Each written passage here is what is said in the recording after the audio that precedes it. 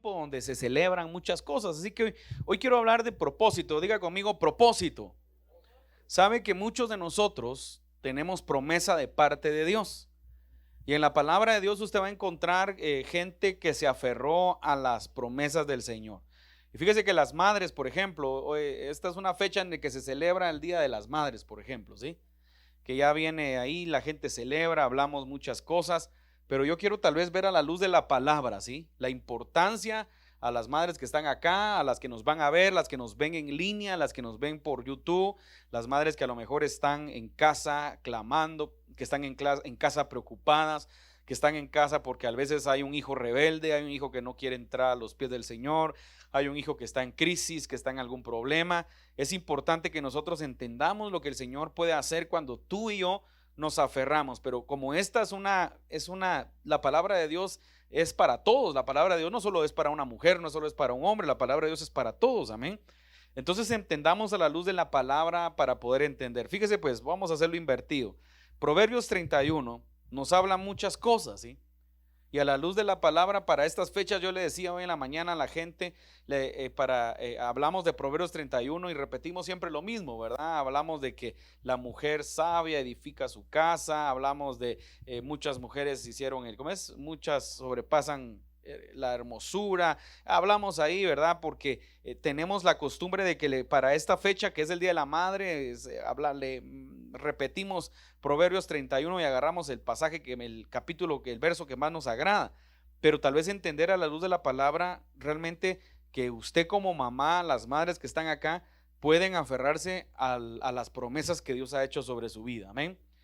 Vamos a 2 de Samuel capítulo 21 para poder entender lo que el Señor nos quiere traer. 2 de Samuel capítulo 21. Dice, 2 de Samuel capítulo 21 verso 1 en adelante, dice: hubo hambre en los días de David por 3 años consecutivos. Miren esto qué interesante, pues, porque nosotros a veces nos preguntamos por qué a veces pasan algunas cosas, ¿sí? ¿Por qué a veces tenemos batalla? ¿Por qué a veces tenemos lucha? ¿Por qué a veces no se cumple la promesa? ¿Por qué a veces no alcanzamos lo que el Señor nos ha dicho? ¿Por qué a veces estamos en alguna circunstancia complicada? ¿Por qué? Mire, hubo hambre en los días de David por 3 años consecutivos. Póngale atención porque fueron 3 años, hermano. Fueron 3 años, ¿sí? Y resulta que a los 3 años David se atreve a consultar a Dios, mire. Y David consultó a Jehová y Jehová le dijo, o sea que cuando estamos en un momento de crisis, cuando estamos en un momento, Dios siempre nos va a hablar. Yo le digo de una vez, Dios le va a hablar. El problema, ¿sabe cuál es? Es que a veces nosotros o nos hacemos acá en Guatemala, porque acá en Guatemala decimos nos hacemos los locos, nos hacemos los desentendidos, nos hacemos los que no escuchamos o tal vez no entendemos. Que a causa de nuestra actitud, a causa de nuestra falta de fe, a causa de nuestra falta de confianza, a causa de nuestra falta de búsqueda, por causa ahora de nuestra religiosidad, es que no se cumplen las promesas que Dios ha declarado sobre nuestra vida. Hablemos, por ejemplo, si Dios te ha prometido, no sé, cualquier cosa, puede ser cualquier cosa que Dios te haya prometido, pero que tú dices es que no llega, es que pasan los años, es que no se da, y tenemos que ver, y si consultamos a Dios, el Señor nos va a decir en dónde está nuestra falla. Y dice, y David consultó a Jehová y Jehová le dijo, es por causa de Saúl y por aquella casa de sangre por cuanto mató a los gabaonitas. Recuérdense quiénes eran los gabaonitas. Los gabaonitas voy a decirlo así, solo porque acá la palabra no lo dice. Los gabaonitas eran un grupo de personas, ¿sí? Que eran que le salieron a Israel en el camino cuando el pueblo había salido de Egipto, le salieron a Israel. Y no sé si usted se recuerda que se vistieron con vestiduras andrajosas para que usted me entienda, en el buen chapín, ¿verdad? Se disfrazaron de pordioseros, de hambrientos, e hicieron pacto con Moisés, ¿sí? Para que no fueran destruidos. Entonces imagínense, hicieron un pacto. Años después viene Saúl y Saúl se le ocurre matarlos y exterminarlos, ¿verdad? Pero Saúl no sabía o sabía del pacto que habían hecho, pero le valió porque Saúl dice que tenía un celo. Mira, entonces dice, y David consultó a Jehová y Jehová le dijo, es por causa de Saúl y por aquella casa de sangre por cuanto mató a los gabaonitas. Entonces el rey llamó a los gabaonitas y les habló Los gabaonitas no eran de los hijos de Israel, sino del resto de los amorreos a los cuales los hijos de Israel habían hecho juramento, pero Saúl, repita conmigo, pero. Mire, ese pero es importante, porque a veces nosotros, hermanos, Dios nos da promesa, usted está caminando en la promesa, pero fallamos en algún área. Pero no hacemos lo que el Señor tal vez quería que hiciéramos, pero perdemos la confianza, pero perdemos la fe, pero nos amargamos. Mire, yo le voy a decir una cosa, yo no sé si usted ha pensado, pero la amargura detiene sus promesas. La amargura hace que usted no viva feliz. Usted puede tener carros, casas, sueldos, puntos, pero está amargado, es como que no tuviera nada de eso, fíjese. Usted puede tener el mejor trabajo del mundo, donde gana, donde toda la gente dice, yo como quisiera trabajar, tener el trabajo que el hermano tiene, ¿verdad? Porque aunque usted no lo crea, hay trabajos que parecen utopías del corazón, ¿sí? Y voy a hablar generalidades, y porque aquí hay gente, por ejemplo, aquí hay gente que viaja, por ejemplo, ¿sí? Yo como quisiera tener el trabajo de la hermana novia, ¿verdad? Podría decir alguien ahí, ¿verdad? ¿Por qué? Porque vive viajando, claro, no va a pasear, anda trabajando, pero hay gente que desea a veces lo que usted tiene. Yo como quisiera tener el celular que tiene el hermano Gerson. Hay gente que así es, o sea, lo que para usted puede ser algo tan simple, para otro, yo como quisiera tener la habilidad, o como quisiera tener la unción que tiene el hermano Byron. Lo que para usted tal vez es, yo pensé que nadie se había fijado, para otra persona puede ser algo deseoso, yo quisiera tener eso, ¿me explico? Entonces el pero muchas veces, hermanos, se va a inmiscuir a causa de que no entendemos qué es lo que pasó. Mire, entonces dice, pero Saúl había procurado matarlos en su celo por los hijos de Israel y de Judá. Dijo pues David a los gabaonitas, ¿qué haré por vosotros? ¿Verdad? ¿Qué satisfacción os daré para que bendigáis la heredad de Jehová? Ahora, mire qué interesante, que resulta que la sangre derramada inocente de los gabaonitas, que se había hecho un pacto, así que repita conmigo, pacto. Usted tiene que cumplir los pactos que usted cumple, porque a veces no cumplimos lo que prometemos. Yo no sé si alguna vez le ha pasado, yo creo que a todos nos ha pasado, que de repente prometemos algo y no lo cumplimos. Todos cometemos, ¿sabe dónde le puedo decir que todos fallamos? Cuando es 31 de diciembre, ¿verdad? Voy a hacer, ¿cómo es que le dicen? Voy a hacer mis compromisos de fin de año, ¿sí? O mis propósitos del año que viene. Voy a bajar de peso, ¿verdad? Más gordo se pone. ¿Verdad que no sé si le pasa a todos, nos ha pasado? El año que viene, ¿sabes qué, mi amor? No me saques las camisas talla 15 porque las voy a volver a usar. ¿Qué? ¿Talla 18 está comprando ya? ¿Verdad? ¿Por qué? Porque nuestros propósitos, porque prometemos algo pero no lo cumplimos, ¿sí? Entonces dice, ¿qué haré por vosotros y qué satisfacción os daré para que bendigáis la heredad? O sea, que el haber roto una promesa, un pacto, llevó al pueblo de Israel que empezó una hambruna, ¿sí? Que empezó un tiempo complicado. Y los gabaonitas le respondieron, mire, no tenemos nosotros a querella sobre plata ni sobre oro con Saúl y con su casa. O sea, como quien dice, no queremos dinero, ¿sí? Ni queremos que muera hombre de Israel. Y él les dijo, lo que vosotros dijereis haré, les dijo David. Ellos respondieron al rey, de aquel hombre que nos destruyó. Ahí empezó lo complicado, ¿sí? Pónganle atención, porque muchas veces, mis amados hermanos, nosotros vamos a cometer errores que nos van a llevar a situaciones dolorosas.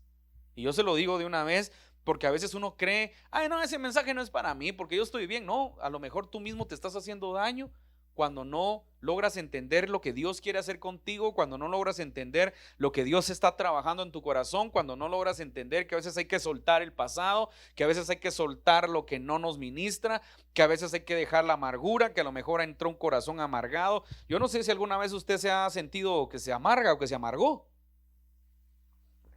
No es feliz. ¿Cómo reconocer a alguien amargado? No es feliz con nada. Tiene el carro nuevo, se lo dieron. No, yo quería otro mejor. Está, ni modo. ¿Verdad? Y tal vez usted, pero qué lindo tu carro. Ay, Señor, cómo quisiera un carro como el. ¿Me explico? Pero cuando uno está amargado, hermano, miren la casa, compró la casa, una casa está fea, la casa pensé que me iba a dar, y tal vez usted, santo Dios, pues yo quiero esa casa. ¿Verdad? Entonces, cuando la gente está amargada, la gente no es feliz en ninguna parte. Va al hotel, el hotel estaba feo porque no le pusieron el jabón que quería, porque el baño no brillaba como quería. Va a un lugar de descanso, que la piscina, el cloro estaba muy fuerte. Fíjese que aunque usted no lo crea, hay gente así. Y cuando usted ve eso, está amargada. Que fue, le llevaron el pargo frito que estaba muy tostado. Fíjese pues. Y cuando vemos, son, llamémosle, son bendiciones o cómo llamarle, son oportunidades que otros a veces no tienen, aunque usted no lo crea. Estoy hablando generalidades solo para que usted entienda cómo puede ser una persona que a veces se va amargando. ¿Y por qué se amarga una persona? Porque no se obtiene lo que se desea, o porque Dios no cumple lo que ha dicho, o porque no se logra alcanzar lo que el Señor habló. Pero yo le voy a motivar, a veces hay que mantenerse firmes. Y dice: lo que vosotros dijereis haré. Ellos respondieron al rey: de aquel hombre que nos destruyó y que maquinó contra nosotros para exterminarnos, sin dejar nada de nosotros en todo el territorio de Israel, dénsenos 7 varones de sus hijos. Mire qué tremendo esto pues, porque lo que va a pasar a continuación, yo quiero que usted lo visualice y pueda entender verdaderamente lo que el Señor quiere hablar a nuestra vida. Mire, pongan la atención a aquellos que sienten que a veces son, discúlpeme, son mediocres en abrazar las promesas de Dios. Son mediocres en no creer lo que el Señor está haciendo. Y dice: mire, aquellos que están desanimados, pues, aquellos que no tienen esperanza. ¿Sabe que hay gente que pierde la esperanza? ¿Sabe que hay gente que pierde la esperanza, pierde la confianza en el Señor? Dice: mire, para exterminarnos sin dejar de nosotros todo el territorio de, perdón, ¿dónde voy? Porque maquinó contra nosotros para exterminarnos sin dejar nada de nosotros en el territorio de Israel. Désenos 7 varones de sus hijos para que los ahorquemos delante de Jehová en Gaba de Saúl. Él es el escogido de Jehová. Y el rey dijo: yo los daré. O sea, a David no le quedaba de otra que hacer lo que estaban pidiendo, porque aquí era sangre por sangre, ¿sí? Y es más, y Saúl había matado, los quería exterminar, pero estos ingratos solo pidieron 7. Repite conmigo: 7. Solo pidieron 7 hijos. Perdonó el rey, o sea David, a Mefiboset, hijo de Jonatán. Se recuerda que Mefiboset era aquel lisiado de los pies, aquel que cuando era niño lo botaron, y yo me imagino que le dejaron quebrado los pies y creció y le quedaron torcidos o quedó lisiado, paralítico, ¿sí? Y entonces David ya le había hecho misericordia, dice: y perdonó el rey a Mefiboset, hijo de Jonatán, porque él había hecho un pacto con su amigo. Así que le voy a decir una cosa: cumpla sus pactos, hijo de Saúl, por el juramento de Jehová que hubo entre ellos. Mira, o sea, si se da cuenta, este pasaje bíblico es un pasaje que nos enseña distintos juramentos y distintos pactos.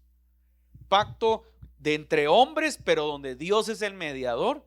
Así que esto nos indica que todo lo que hemos hablado, de eso tenga cuidado, hermano. Mire, yo le voy a decir una cosa: tenga cuidado, porque a veces uno: Padre, te serviré a donde quiera que tú me lleves, te quiero servir. Y ya cuando el Señor lo llama, ya no hace nada. Entonces después las cosas no se dan, no revienta, su empresa no fluye, su negocio no fluye, su casa no fluye, y usted no se recuerda que Dios sí se recuerda, pero usted no se recuerda que un día, cuando estaba la unción, cuando estaba la presencia del Señor, usted le prometió a Dios que le iba a servir. Pero como no lo hace, se ha reventado la cara, y hay gente que pasa años y no entiende por qué le está pasando. ¿Pero qué me pasa, Señor? Si yo soy bueno, dijo el Nito, ¿verdad? En la película de Nito y Neto, ¿verdad? ¿Y cuál es el problema? El problema es que usted juró delante de Dios. Y le voy a decir una cosa: Dios no es como tú y yo, que se nos olvida las cosas. Usted cree que Dios tiene Alzheimer, como Dios es viejito, ¿verdad? Porque algunos creen que Dios es viejito, ¿verdad? Pero no. Se recuerda aquel canto de Juan Carlos Alvarado, a mí como me gustaba hace años, aquel que decían: antes pensaba que tú, Señor, tenías una larga barba blanca. Hay gente que cree que Dios es viejito, ¿eh? Y se le olvidan las cosas. Pues le tengo una noticia: Dios no es viejito, hermano, y no se le olvida nada. Al que se les olvida es a nosotros, se nos olvidan las cosas. Entonces Jonatán, hijo de Saúl, por el juramento de Jehová que hubo entre ellos, entre David y Jonatán, hijo de Saúl, pero tomó el rey pongan atención a esto pues, pero tomó el rey a 2 hijos de Rispa, hija de Aya, los cuales ella había tenido de Saúl, Armoni y Mefiboset, y a 5 hijos de Mical, hija de Saúl, los cuales ella había tenido de Adriel, hijo de Bazarí, Meolotita. Mire, y los entregó en manos de los gabaonitas, y ellos los ahorcaron en el monte de delante de Jehová, y así murieron junto a aquellos 7, los cuales fueron muertos en los primeros días de la siega, al comenzar la siega de la cebada. Mire, pues entonces acá es donde yo quiero que usted comprenda, para todo aquel cansado, para todo aquel debilitado, para todo aquel desanimado, para todo aquel entristecido, porque yo le voy a decir una cosa, hermano: a veces cuando Dios no cumple las promesas nos ponemos tristes. Señor, todos reciben su bendición, solo yo no. Todos reciben, a todos se les cumple lo que Dios dijo, de a mí no. Entonces, mire, versículo 10. Entonces Rispa, hija de Aya, tomó una tela de cilicio y la tendió para sí sobre el peñasco, desde el principio de la siega hasta que llovió sobre ellos agua del cielo. Me voy a detener acá, porque entonces aquí comienza algo bien extraordinario, difícil de tal vez de visualizar lo que está pasando. Había una mujer que se llamaba Rispa, que tuvo 2 hijos, y resulta que usted, tal vez no lo visualizamos de esta manera, pero estos 2 hijos tenían linaje real, tenían promesas, ¿sí? Que lamentablemente cuando Saúl desobedece, pierde la ascendencia real que tenían, ¿sí? O sea, para que usted me entienda, estos eran príncipes, porque eran hijos de Saúl, del rey, el ungido de Jehová, ¿sí? Porque aunque usted no lo crea, hermano, Saúl, a veces hay enseñanzas, hermano, que son remas, porque le voy a decir una cosa: hay remas personales, ¿sí? Y un rema no se puede fundamentar, no se puede convertir en una dogma, ¿sí? En una doctrina. Un rema es un rema personal. Entonces Dios le da rema a los hombres, pero un rema no es una doctrina, ¿sí? No siente una alegoría, una doctrina de una alegoría, ¿sí? Entonces nosotros muchas veces vemos, por ejemplo, he oído predicadores que dice Saúl, ¿cómo fue que dice? David fue puesto por Dios, pero Saúl por los hombres. No, hombre, a Saúl escogió Dios. Los hombres pidieron rey y Dios escogió a Saúl, ¿sí? Porque ya estaba en la teocracia de Dios que Saúl fuera el rey. Pero la gente dice rema así como para que uno diga, sí, pues, o sea, Saúl como fue. No, hombre, Saúl no aprovechó la oportunidad que Dios le dio. Como muchos de nosotros desaprovechamos muchas veces lo que Dios ha puesto en nuestra vida. ¿Sabe que Dios ha puesto dones, habilidades, talentos, y a veces la gente no los utiliza para cosas productivas, o no los utiliza como los tiene que utilizar? Entonces Rispa, hija de Aya, tomó una tela de cilicio y la tendió para sí sobre el peñasco, desde el principio de la siega hasta que llovió sobre ellos agua del cielo. O sea, esta mujer, al ver que habían matado a sus hijos, tomó una tela, la colocó por encima, hermano, y se quedó ahí. Ahora yo le pregunto a usted, ¿cuánto tiempo se quedó esa mujer ahí? Mire. Y no dejó que ninguna ave del cielo se posase sobre ellos de día, ni fieras del campo de noche. Entonces yo quiero hablarle esta mañana o esta hora a las mujeres que nos ven, pero también a todas las personas, porque la Biblia no es solo para las mujeres, para que podamos entender la importancia de una madre que ora, la importancia de una madre que pelea la batalla en oración, la importancia de una madre que se aferra a una promesa, pero también la importancia de usted como padre que se aferra a la promesa de su familia.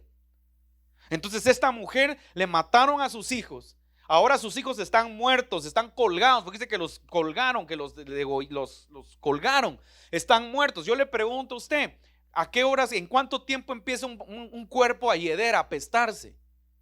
Resulta que la mujer le puso una tela, imagínense todo esto que era la tela, lo puso encima y empezó a quedarse, se quedó velando y pasó la noche entera. Y dice que cuando llovía la mujer estaba ahí, cuando las aves de rapiña llegaban, ella no dejaba que las aves se llevaran los cuerpos, y cuando en la noche aparecía un animal salvaje, un animal también carroñero, ella los ahuyentaba. ¿Cómo le llama usted a eso? Mire, esto es bien interesante ver el pasaje de esta mujer. ¿Qué lección nos está dando esta mujer? ¿Qué lección está dando esta mujer? Y le está dando esta mujer a David. ¿Sabe una cosa? Esta mujer sabía que en algún momento sus hijos tuvieron un propósito, que sus hijos tuvieron una promesa, que sus hijos iban a ser los reyes, pero lamentablemente perdieron la ascendencia real porque Dios escogió a otra persona para ser rey. Pero esta mujer se estaba aferrando a la promesa de sus hijos. Ahora le voy a preguntar, ¿y por qué Mical no hizo lo mismo? Si eran más hijos, eran 5. La Biblia no menciona a Mical porque seguro que a Mical le importó un bledo ahí que se murieran, ahí los mataron y ya los mataron. Pero esta mujer eran 2 hijos y esta mujer peleó una batalla espiritual. Y yo le voy a decir una cosa, porque a veces cuando uno predica hay gente que rápido dice, eso no es correcto. Yo le voy a decir una cosa, a lo mejor lo voy a decir como alegóricamente si quiere, a lo mejor tus sueños sientes que se murieron, a lo mejor tus promesas sientes que están muertas, a lo mejor tu esperanza sientes que está muerta, a lo mejor tú dices, no, Señor, es que mis hijos están no quieren nada con Dios, a lo mejor tú sientes que no hay respuesta a lo que estás esperando, pero si peleas la batalla, seguramente Dios te va a hacer misericordia. Porque en la Biblia usted va a encontrar que Dios siempre hizo misericordia. La historia de Mefiboset, que es la historia anterior a este pasaje, usted se encuentra que está en Lodebar, está en un lugar abandonado, está en un lugar despreciado, está en un lugar donde un príncipe que también tenía ascendencia de príncipe. Fíjese qué interesante esto, que es el común denominador de lo que Saúl deja. Saúl deja a príncipes en potencia que perdieron la ascendencia y que ahora alguien que tenía un linaje de rey está en un lugar abandonado.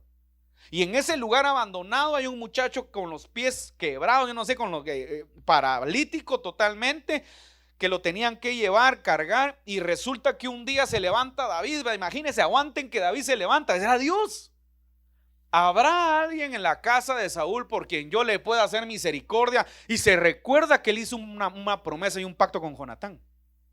No va a creer que David era bueno. Es que a veces uno ve a David y la gente predica de David porque dice la Biblia que David era conforme el corazón de Dios. Pero también le voy a decir una cosa, David era conforme el corazón de Dios porque el ingrato tenía características que tocaban el corazón de Dios. Pero David era un adúltero, David fue un asesino, David fue un mentiroso, David fue un ladrón, fue un extorsionador. Usted sabe que fue un extorsionador David. Cuando estuvo en la cueva de Adulam, David perteneció a una pandilla, como decir la M18 o la Mara Salvatrucha. Eso fue lo que hizo David. David era un bandido. David tenía unas cosas que es increíble. Dice que se fue a vivir con los filisteos un tiempo, y que cuando andaba con los filisteos salía a pelear con ellos. Eran cuate de los filisteos, hasta que un día se dio cuenta que ya no podía estar ahí. Y el día que se dio cuenta que ya no podía estar ahí, porque los filisteos se quedaron viendo y dijeron, muchachos, se dieron cuenta que este va con nosotros, entonces este cuate, este plano es infiltrado acá.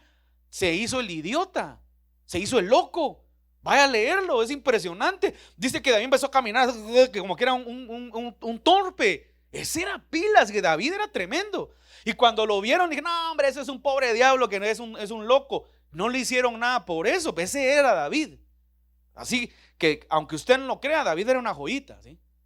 Pero era conforme el corazón de Dios. Entonces cuando usted le dicen, por eso a mí no me gusta, dice el Señor que eres un David, aleluya. Usted se imagina tocando el arpa, ¿verdad?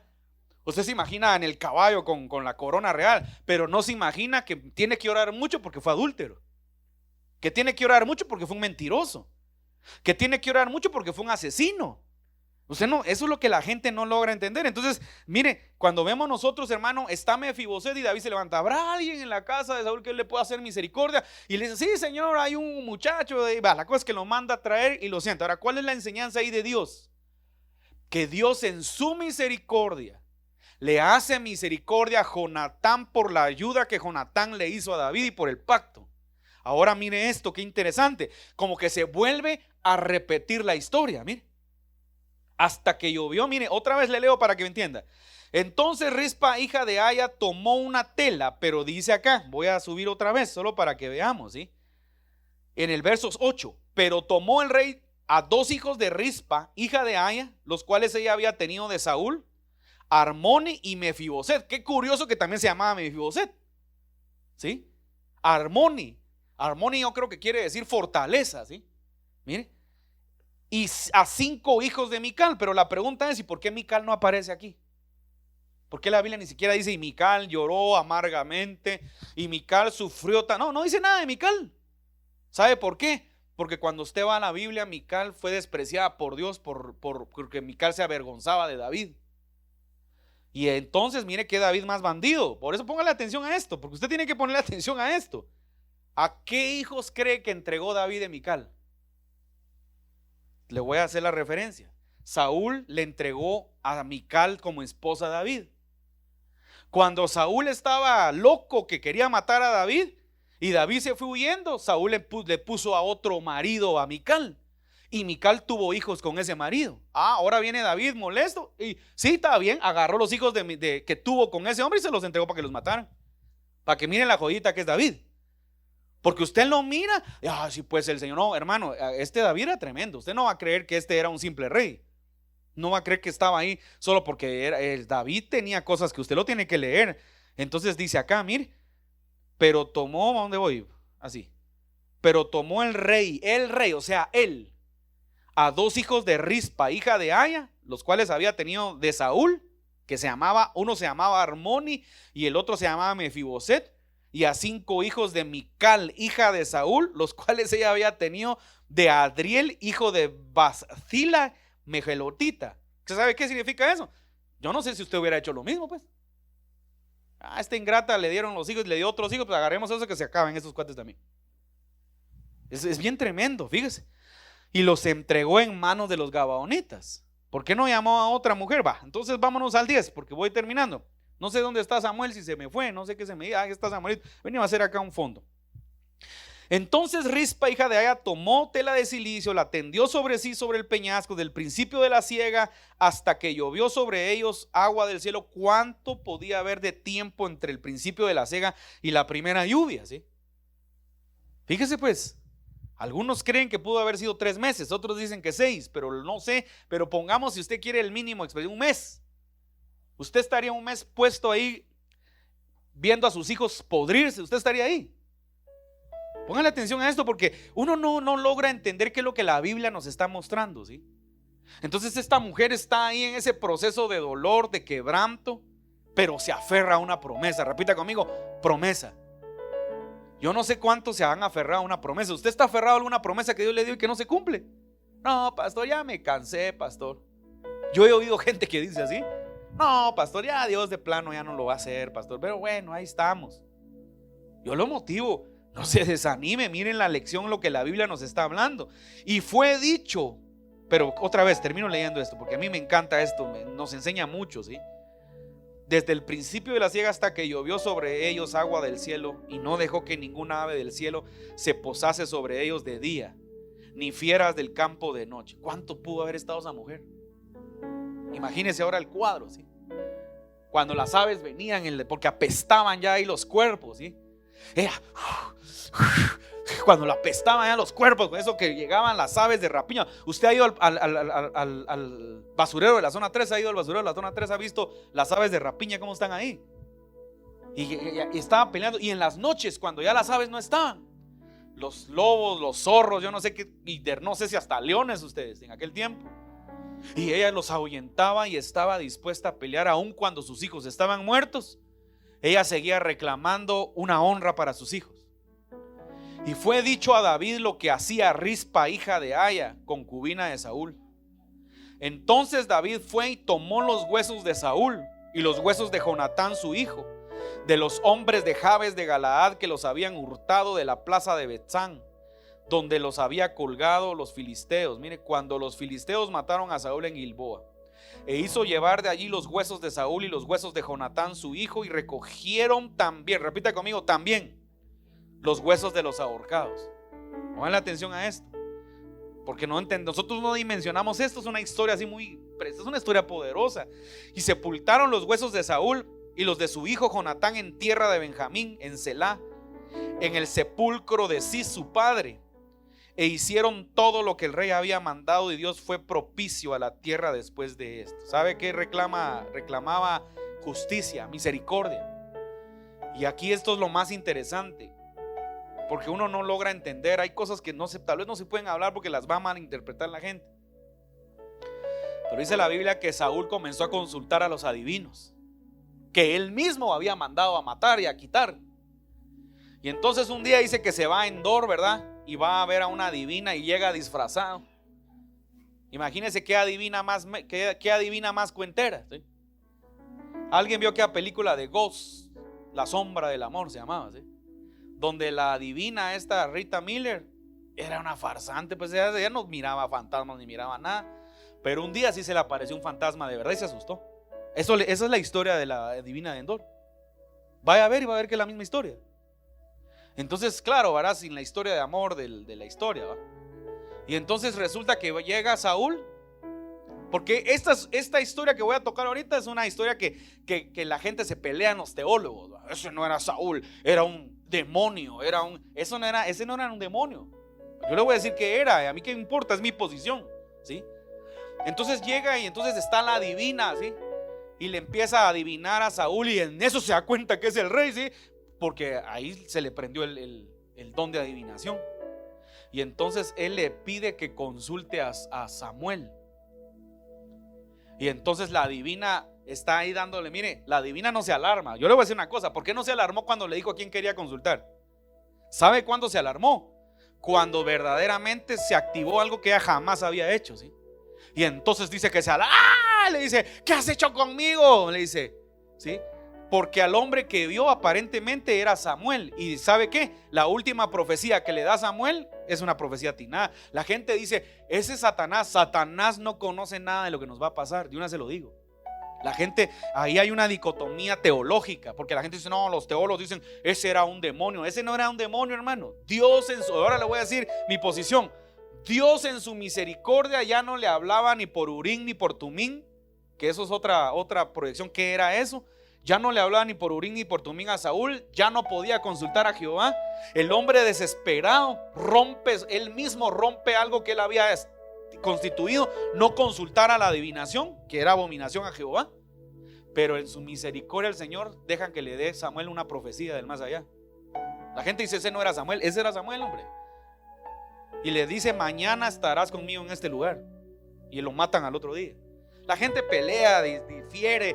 Yo he visto agarrones en los seminarios teológicos de eso, pero que no, lo que yo quiero que usted entienda es, yo veo siempre la misericordia de Dios en la vida de Saúl. Fíjese, le hace misericordia a su nieto Mefiboset, le hace misericordia a Jonatán y le hace misericordia nuevamente a otra vez, y vuelve el Señor en su misericordia. Miren lo que hace, eso es misericordia. Y sepultaron los huesos de Saúl y los de su hijo Jonatán en tierra de Benjamín en Selá, y en el sepulcro de sí su padre. Fíjese qué interesante. En su misericordia el Señor le permite a David enterrar dignamente el cuerpo del rey saliente. Y mire lo que dice la Biblia. Si esto no fuera de Dios, no dijera esto. Y Dios fue propicio a la tierra después de esto. ¿Sabe qué nos habla de esto? Y esto va para todas las madres. La acción de Rispa, la acción de una mujer que no se dio por vencida, la acción de una mujer que peleó el propósito de sus hijos. Tal vez estaba muerto, pero ella quería la honra de que lo sepultaran con honra, ¿sí? Que no quedaran como bastardos, como basuras muertas ahí por las aves, sino ella guardó el cuerpo para que el cuerpo fuera resguardado y fuera sepultado dignamente, ¿sí? Entonces yo le digo hoy a usted, desde otra posición, si usted tiene sueños que el Señor le ha dado, si usted tiene promesas que no se han cumplido, siga peleando como esta mujer, porque esta mujer nos da una lección de fe y de confianza en Dios. Ella esperaba que Dios le hiciera misericordia y Dios se la hizo, aun cuando sus hijos estaban muertos. ¿Cuánto más nosotros podemos pelear para que el Señor nos haga misericordia si estamos vivos? Así que si usted está vivo, mientras hay vida y esperanza, es el tiempo para que usted crea en el Señor y para que usted se aferre a sus promesas. Si Dios lo que le haya prometido el Señor. Porque a veces uno pierde la fe y al final termina y dice, y mira, a mí me encanta, y Dios fue propicio a la tierra, ¿sí? Después de eso, como quien dice que a Dios le agradó. Honró el cuerpo de Saúl, que lo habían robado y lo habían dejado por ahí tirado como un cuerpo de cualquiera. Y ahora David, una vez más David hace misericordia, cumple el pacto nuevamente con Jonatán, y ahora son sepultados en el sepulcro familiar, ¿sí? Entonces, ¿qué es lo que Dios nos está hablando? Dios nos está hablando, hermano, que es importante ser constantes, es importante pelear, creer, pelear por la promesa que Dios te dio, mantenerte peleando en la promesa. ¿Sabe que hay promesas que hay que pelearlas? ¿Sabe que a veces Dios te da palabras y dice la Biblia, y a causa de la palabra, dijo Jesús, viene persecución a causa de la semilla que se lanzó? Entonces vamos a tener que pelear, vamos a tener que batallar para alcanzar la promesa que el Señor ha traído sobre nuestra vida. Póngase sobre sus pies, vamos a orar y le vamos a dar gracias al Señor, porque el Señor quiere traer a nuestra vida, hermano, respuestas. Vamos a orar y después pasamos acá el tiempo de la Santa Cena, que el tiempo se nos va, ¿sí? Pero yo quiero que oremos y que quiero que verdaderamente, hermano, crea al Señor. Hay gente que nos ve ahora en casa, que está en otros países, y le vamos a pedir al Señor que Él bendiga tu vida, que Él te bendiga. Y todo aquel que a lo mejor se siente solo, sola, vacío, el Señor puede llenar tu corazón. Padre, en el nombre poderoso de Jesús,